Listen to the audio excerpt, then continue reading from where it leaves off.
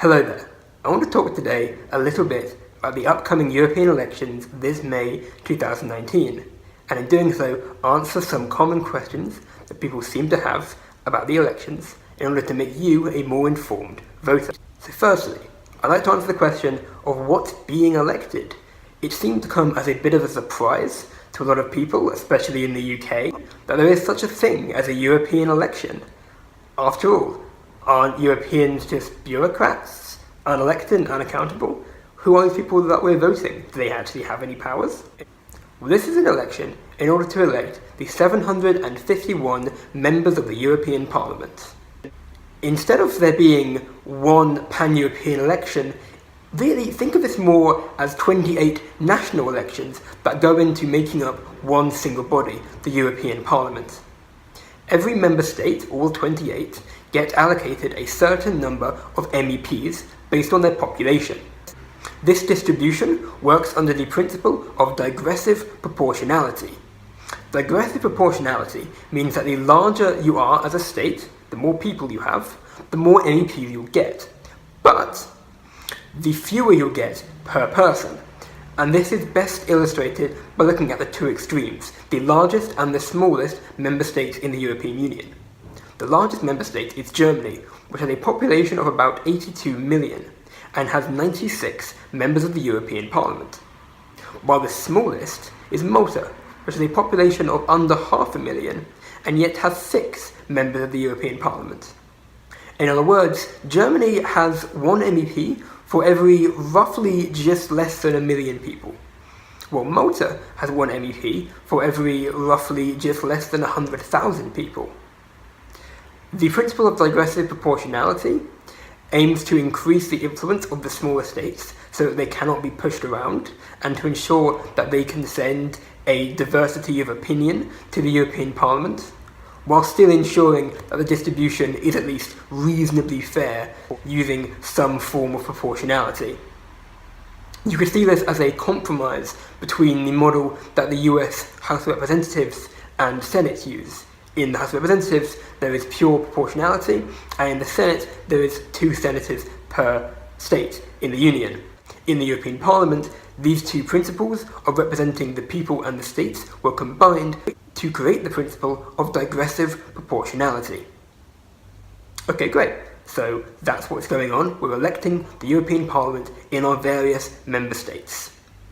So where can I vote? I'm a European voter, but I also have a nationality. In what country do I vote, and for whom do I vote? Do I, as a Brit, vote for Poles? Do Italians vote for Spaniards, etc.? Well, as I say, these are 28 national elections. So if you vote in the UK, you'll be voting for British members of the European Parliament, or candidates to be members of the European Parliament. And the same if you are Croatian, or Slovenian, or Dutch, or French, or Greek, etc. You can either vote in the country of which you have nationality, and if you have dual nationality, I believe you can vote in either, or you can vote in your country of residence. For the vast majority of Europeans, these two things are going to be the same. You're going to be someone residing in France who is French, or residing in Germany who is German. But for some of us, me included, that is not the same. I, for example, have British citizenship, but reside in the Netherlands. So I can choose whether I want to vote in the UK or the Netherlands, but I have to choose. You can't vote twice, because one man, one vote. This is the basic principle of democracy. And actually, I'm going to be trying to make a footnote to this video about a curious oddity that is occurring in this election involving the UK, and why I will be voting in the UK, even though my vote would count for more in the long term, were I to vote in the Netherlands. So, that's who's being elected and where you vote, but for whom do you vote? Well, again, this goes back to the fact that there are really 28 national elections going on. So you vote for a national party. For example, if you're in the UK, you could vote for the Conservatives, or Labour, or the Lib Dems, or any number of other parties. The trick is that these parties are generally part of a wider European party, and in the European Parliament, they sit in a European party group. And these groups are based on ideology rather than geography for example. So now I'm going to go through and talk about the various European parties and what they mean, what they stand for. And I'm going to do this in order of largest to smallest as they currently stand. The largest European party group right now is the European People's Party.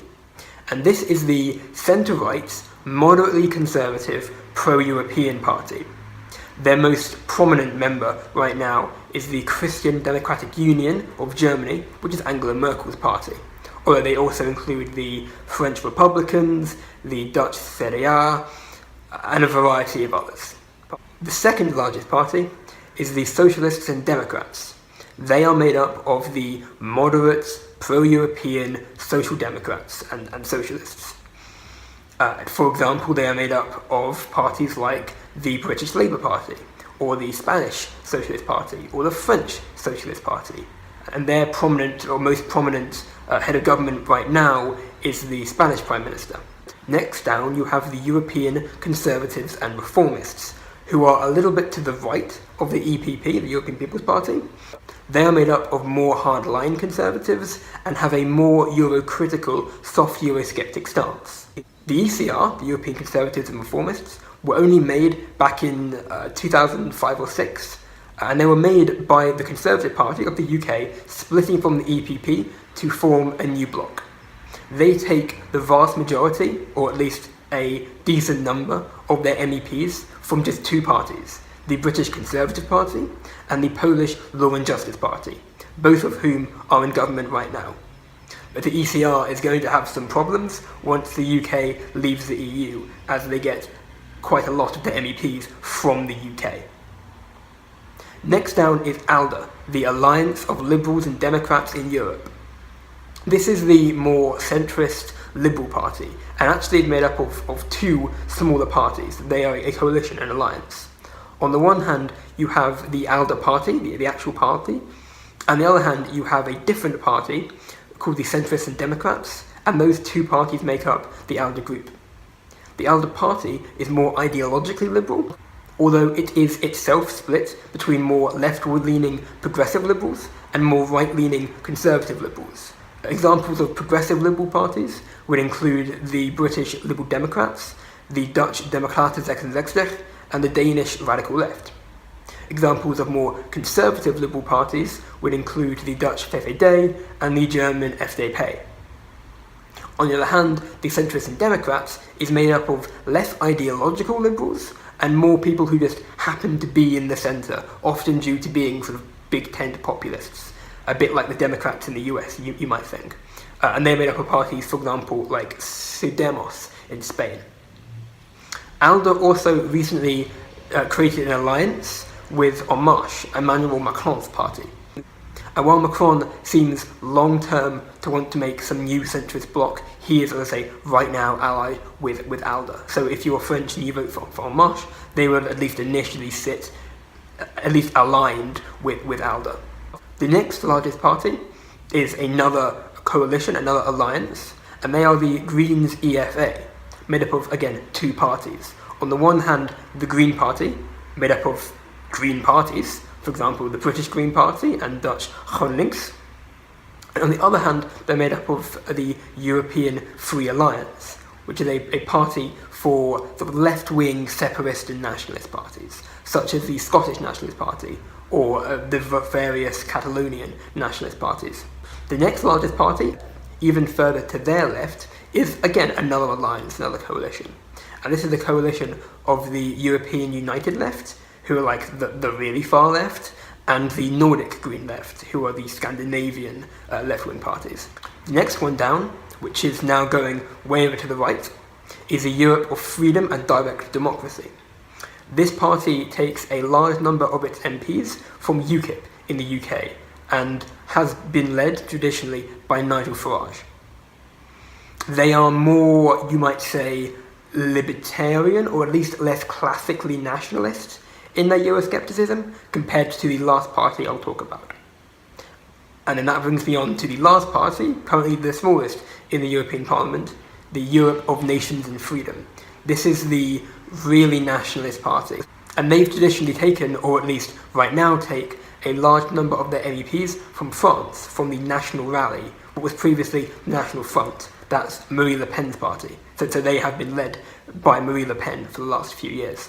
The ENF, the Europe of Nations and Freedom, as I say, are more traditionally nationalist. If you look at, say, Le Pen versus Farage, Farage considers himself to be more of a liberal, more pro-free trade, just with a dislike of supranational organisations and some questionable views on immigration.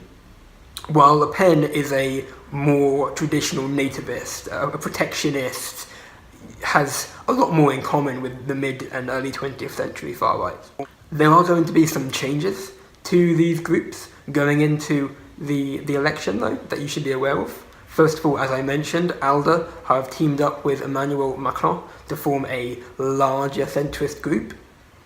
Secondly, on the far right, there are going to be some real changes. The UK wishes to leave the EU and will probably do so within a year, or less than a year, half a year, of the European elections.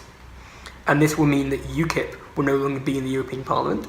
Without them, the Europe of freedom and direct democracy is going to lose a lot of its support. Furthermore, the Eurosceptics in the UK are now split between UKIP and Nigel Farage's new Brexit party, and it's unclear where they will sit in the European Parliament. Secondly, there's been a bit of a power struggle in the European far right between Le Pen and the Italian Interior Minister Salvini. Now, Le Pen traditionally led the far right for the past few years, as she was their most prominent figure in a large country.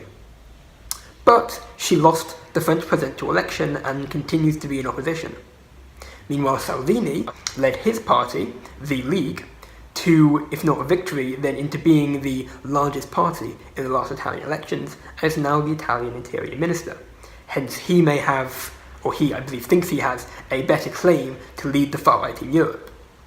He's trying to make a new alliance that somebody is calling the Salvini Alliance, and that he calls the Movement, in order to unite the far right of Europe. Although right now it's not entirely clear if that's going his way or not. And actually Steve Bannon is also involved in that movement. And again, it's not clear right now how united the far right are in this alliance. There's a lot of politicking and stuff, and we'll see, but more or less the far right exists is all you need to be aware of. And Farage, while his new Brexit party may leave the Europe of Freedom and Direct Democracy, presumably will try and do something while the UK is still in the EU, even if it's just be obstructionist. There is also another development out of Italy, and that's the Five Star Movement, who took second place in the last Italian elections. They're an interesting party to try and pin down ideologically. They don't really have an ideology. They sort of stand for anti-elitism and not too much else. But they're trying to make an alliance around their kind of policies. They've allied with certain members of the Gilets Jaunes, the French yellow vest or yellow jacket movement, and they've also tried to make other alliances with similar-ish parties in other countries. But by and large, again, you are still going to be voting for a national party who will then sit within a larger European party. So if you don't care about these European parties, that's for the most part going to be fine. You can vote for the national party that you like the most. If you vote for the Conservatives in the UK, you will also be voting for the European Conservatives and Reformists for their party. And if you vote for Labour, you will also be voting for the Socialists and Democrats. But you don't need to be too aware of that. It's not a huge deal. There are two reasons, though, to care about the European party groups. One is that they do some whipping, or at least they try to create a united policy. This is true in some parties more than others. In ALDE, for example, there is very frequently a split between the more progressive liberals and more conservative liberals. But by and large, these parties do try and at least coordinate. And secondly, there is the Spitzenkandidaten process. Now, we are used to in Europe the largest party, or largest coalition of parties, being able to pick the government. And there is a somewhat similar system in Europe. This was first trialled in the last European elections, 2014, and appears to be continuing this year in 2019. Under this process, every European party or party group can put forward a Spitzenkandidat. This is the German word for lead candidate. And this is a person that group wants to become the next president of the European Commission, the more or less equivalent of a European Prime Minister. So, in 2014, the European People's Party won the election. They got the most votes, they got the most seats. And hence, their candidate, Jean-Claude Juncker, became the president of the European Commission. Some member states are opposed to the Spitzenkandidaten process because they feel it takes power away from them, which it does. Most notably the UK. David Cameron was very against this process, but it did come to fruition in 2014, and while again there are member states who have shown their dislike of this system this year, still I think enough are in favour of it that it will continue.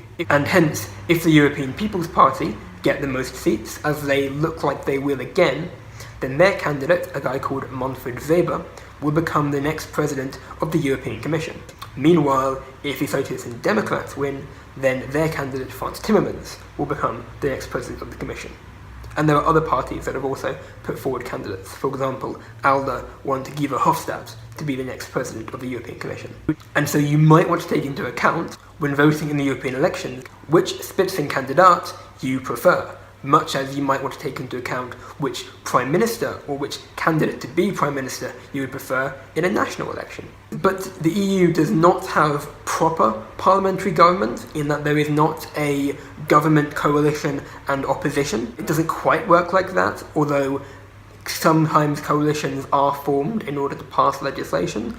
So don't think of it as precisely a parliamentary system in the classical sense, but it does have a lot of the elements of a parliamentary system. And that brings me on to, why should I care about the European Parliament? Isn't it just, as I've heard, an organisation that stamps legislation without doing much about it, doesn't have any real power, it's just there to look democratic? Like, what powers do these people have to make me actually care about this election? Well, as I say, the European Union has a somewhat parliamentary, although not exactly, system. And hence, the Parliament has two roles. Its first role, as any Parliament would, is that of passing legislation. And its second role, which is more specific to parliamentary systems and not to presidential systems, is that of scrutinising the executive, which in this case is the European Commission. I'm going to first discuss its role with scrutiny, and then move on to the more complex role it plays in legislation. So, scrutiny. If you're European, and you're not French or Lithuanian, you know a parliamentary system. Your national system is parliamentary. So the government completely relies on the Parliament's approval. This system is similar to the EU system. In the EU, the commissioners themselves are appointed by the member states. There are 28 commissioners for 28 member states. More or less. Again, I might make a footnote about the precise nature of the commission and how there are technically 27 European commissioners, but 28 people on the European Commission. It's not that interesting unless you're me. So basically, there are 28 people on the commission, one per member state. Every member state gets to put forward one name. And then the member states, in a body called the European Council, decide who's going to be the president of the Commission. Again, last time they took into account the Spitzenkandidat process and appointed the candidate of the largest party, and they will likely do that again. And then their proposed president of the Commission hands out portfolios, so they say, yes, you're going to be the commissioner for X, and you will be the commissioner for Y. And then the European Parliament gets its role. The European Parliament gets to look at every single commissioner and accept or reject each commissioner individually. It can also accept or reject commissioners as a whole. For example, this happened in 2004, when Berlusconi was the Italian Prime Minister. Now, Berlusconi put forward as his candidate to be commissioner a guy called Buttiglione. and particularly only, was a fairly hardcore Catholic conservative. He, for example, felt that homosexuality was a sin, and that the place of women is to find a husband and raise a family. He got put forward as Berlusconi's candidate to be a commissioner, and he was given a portfolio that centred on civil liberties and equality. The European Parliament took one look at that and thought, what are you doing, and vetoed him. And Berlusconi had to put forward a new candidate. Even once the commission is in place, the European Parliament can continue to scrutinise them, and indeed can put pressure on them to resign, much like any national parliament. This has never actually been done. The European Parliament has never fully thrown out a commission, but the threat of doing so did lead to the resignation of the Santer Commission in 1999. There was a corruption scandal. The European Parliament basically said, walk out before we push you, and so the entire Santer Commission resigned en masse.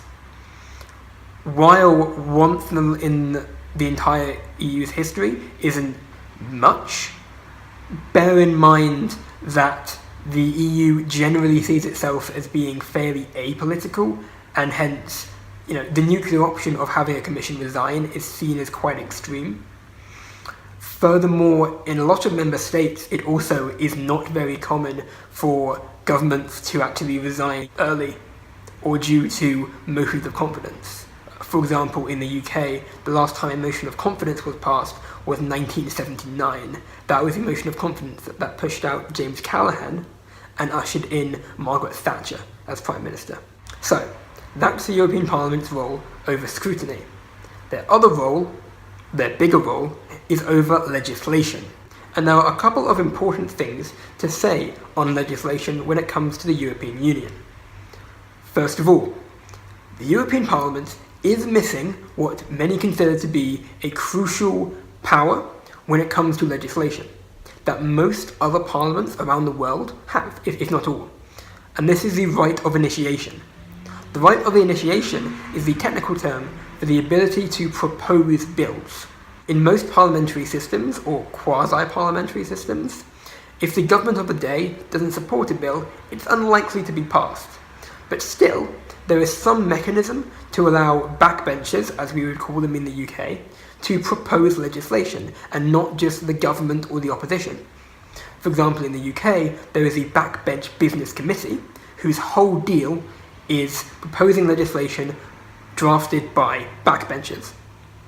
In the European Union, the Parliament does not draft legislation, the European Commission does.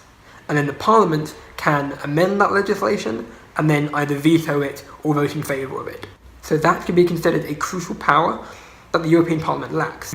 But the European Parliament does still have the other powers that you would assume a Parliament to have. So as mentioned, these are the power to amend legislation, to veto it, so to reject it, or to allow it, to vote in favour of it. And here, the European Parliament also shares its power with a body called the Council of the European Union. I earlier mentioned a body called the European Council. That's a different thing. The European Council is all of the national leaders combined, so 1 seat per member state, plus a 29th seat for its president. The Council of the European Union, colloquially referred to as the Council of Ministers, also has 1 seat per member state, but instead of the national leaders going, the relevant ministers go. For example, if a bill about the economy and finance is being proposed, then every member state will send their minister or secretary of state who is responsible for that area. In the UK, that would be the Chancellor of the Exchequer. In most other countries, it would be the finance minister or the economy minister. And that's a configuration that's called the ECOFIN configuration, right? Economy and finance. Meanwhile, there's a different configuration called AgriFish, agriculture and fisheries, where every member state sends their minister who is responsible for that field, which in the UK would be the minister in charge of the Department for the Environment, Food and Rural Affairs. And where the European Parliament represents the people, the Council of the European Union, or Council of Ministers, represents the states. I won't talk too much about the Council of the European Union, the Council of Ministers. but it's there, and it holds equal power with the European Parliament. So, while the European Parliament has all those powers to amend, to veto, and to allow legislation, the Council of the European Union has the exact same powers, and the two, plus the Commission, must compromise on legislation, much like any bicameral system, a system in which there are two houses, an upper house and a lower house. And the idea of a body to represent specifically the states, the member states, had a lot of precedence around the world. For example, in the US, the Senate has 2 seats per state, or in the Netherlands, the Eerste Kamer, their upper house, is made up of people elected by the regional governments, or in Germany, their upper house is also made up of people representing the 16 Länder, their states. Furthermore, while, as I mentioned earlier, the European Parliament does not have the power explicitly to draft legislation, it does have the power to ask the Commission to legislate in a particular area and might contribute to the wording of that bill, and then of course it can amend that bill if it disagrees with the Commission's wording. There are 2 last points I'd like to make about the European legislative process. One is competences, and the other is the different types of legislation that can get passed. So competences are the areas in which the European Union is legally allowed to legislate. There are some areas in which the European Union has no competence. For example, defence. The EU cannot pass any legislation on the issue of defence. That is reserved exclusively for the member states. There are some areas in which the member states and the EU share competence. For example, on social policy, such as minimum wage, minimum working standards, etc. And there, whether the EU decides to legislate or not will depend on whether they think they or the member states would be better suited to legislate on that particular issue. Lastly, you have areas in which the EU has full competence and the member states legally cannot pass legislation. And the typical example here is trade and competition, where the EU is fully in charge of that and the member states aren't allowed to legislate on these issues. Lastly, I will discuss the different types of legislation that the European Union can pass, that the European Parliament can pass, and principally I will discuss the difference between directives and regulations. The EU does not call its legislation acts like we do in the Anglophone world. Instead, it can pass directives and regulations. A directive is more or less a guideline to member states, but it's a legally binding guideline. And a directive will say, here's an area in which we need common rules or common-ish rules. We're going to set up what we think they should look like, and then you as member states can pass legislation that takes into account the particularities of your member state. An example of this is the Working Time Directive.